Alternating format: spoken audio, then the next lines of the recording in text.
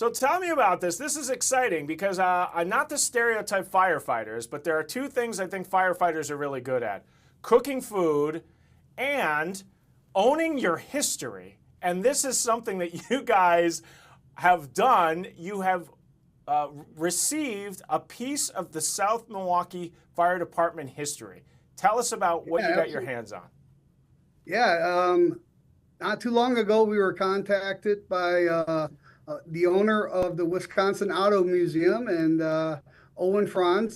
He was reached out from a woman up in the Richland Center area, and she had one of our 1938 American LeFrance original fire trucks, and they asked us if we would want it back.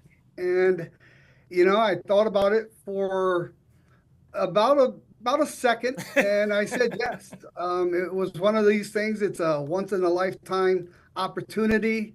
Is this something that I need in my life? Absolutely not. I don't need a 87-year-old restoration project, but I felt that South Milwaukee, we're really big into our heritage. We celebrate Heritage Week, and we were able to receive it for our Heritage Week. We had it for our Wednesday celebration.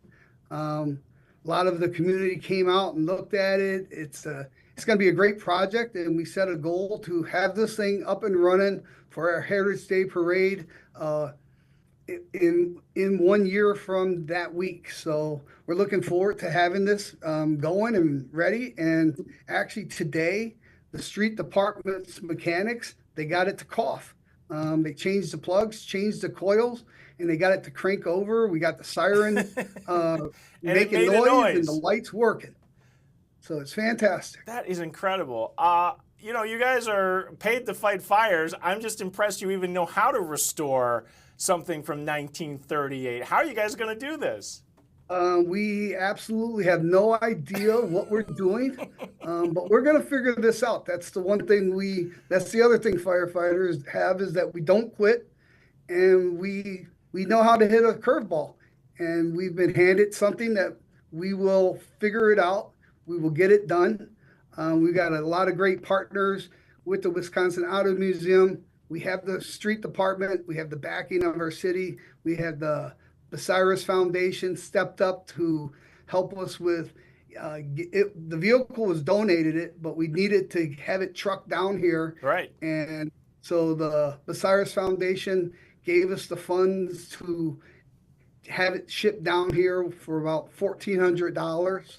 So, so we're looking forward to this project, and like I said, showcasing it next year during the Heritage Day Parade. I think this is so cool. I mean, just the pictures of this fire truck. I'm just trying to think what firefighting was like back in 1938. I mean, just for the department to have something that was on wheels and was running, that was a fire truck, that must have been top of the line back then. Well,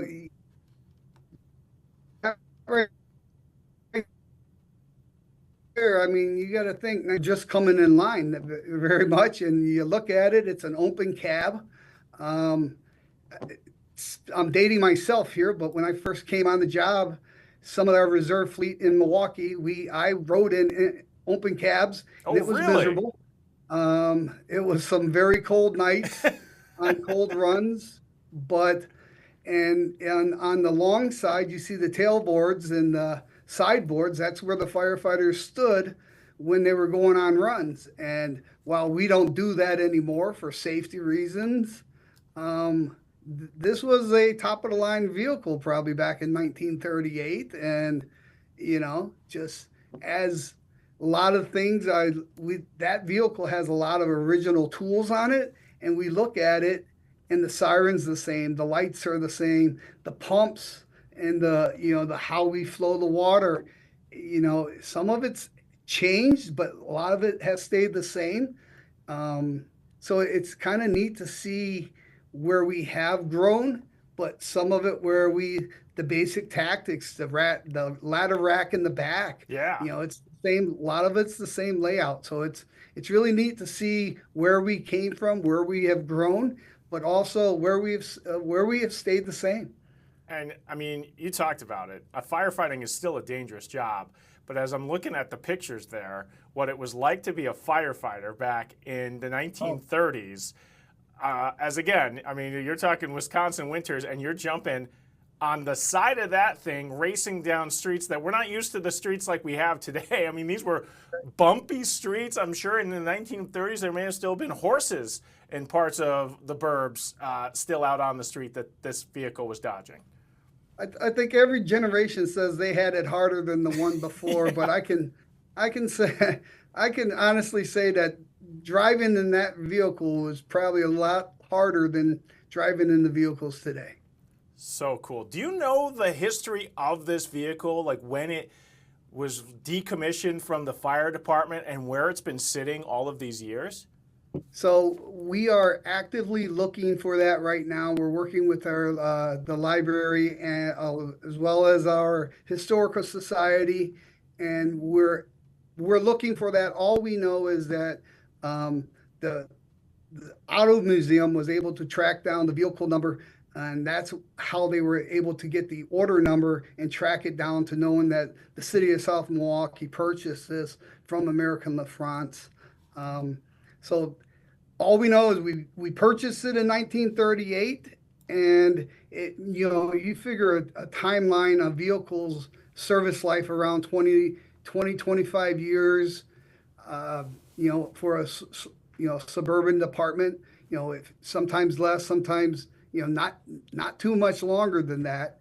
So that's a timeline that we're kind of looking at, but we're going to have more information. And by next year, when this is going, we're going to have all that detailed for us as we move forward. So have me back on in a few months, and definitely in 1 year, and we will have that story for you. That's what I like about this story, is that it's kind of unfolding before our eyes. So tell me again, when you found out this existed, and how long had the previous owner had it, and where was it sitting again? It's somewhere in Richland Center, and she's a donor who doesn't. Her desire not to be known was very clear. She made that. She doesn't want. I don't even know her name. Do you know how they got the vehicle and how long they had it for? It sounds like it has not run for over 30 years.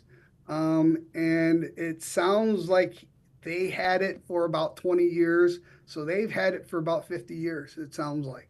And do you know where they picked it up? Just at auction somewhere? I would guess somewhere in an auction. And after the city of South Milwaukee, we scrape off the numbers, we send it up for auction, and they kind of sometimes other cities will buy them, but a lot of times you'll see them and they make beer trucks out of them, they make pizza ovens out of them. So you'll see all kinds of things that they'll do with old fire trucks. Not usually this old though. A 1938 truck here. Yeah, it sounds like this one. I mean, if you look at the body and how well it's preserved, it seems like this one must have sat up in a barn somewhere. Yeah. And it's been there, because even the seat itself is in really good condition. I mean, the fact that you guys are all sitting in it and nobody's falling through due to mice eating it out over the years. The tailboards, the sideboards are in good shape. We looked at the fuel tank. There's some sludge in there, but it's in good shape. The engine it's in very good shape. It was well taken care of, and we continue to do the same. And it's undercover right now. We're keeping it in. And like I said, within just changing the plugs, we were able to get it to make some noise. That's and awesome. The siren and the lights are working. That is so cool. Now, did the donor call you and basically said, "Hey, I've got your fire truck. Come get it if you want it"? Is that how that played out? Yeah, through a third party. That's kind of how it worked out. She called Owen Franz of the museum, and he made that call and basically said, "Do you want this?" And I kind of said, "Yeah, let's make this happen." And then I went to my boss, and he said, "Absolutely, this seems like a really cool project." And my boss even said he rarely gets excited, but he was excited to see this one happen. So, well, I'm just so used to fire departments across Wisconsin, really across the nation, are so good at paying respect to their history. Look at what the Milwaukee Fire Department's doing this year for their 150th. Yeah. They're going to have a big celebration. They've got a bunch of cool old equipment. But this, I mean, it means something that it is a line of work that is not easy, but your industry seems more than others. You really do pay the respect for the people who came before you that are doing the job that you're doing. Absolutely. You learn from the people before us, and you everything that I know, I picked that up. I wasn't born with any type of experience on how to fight fire. I learned this from every mentor that I ever sat beside, every boss that taught me everything. It was all given to me by someone else. Every tool that I learned to use was taught to me by someone else.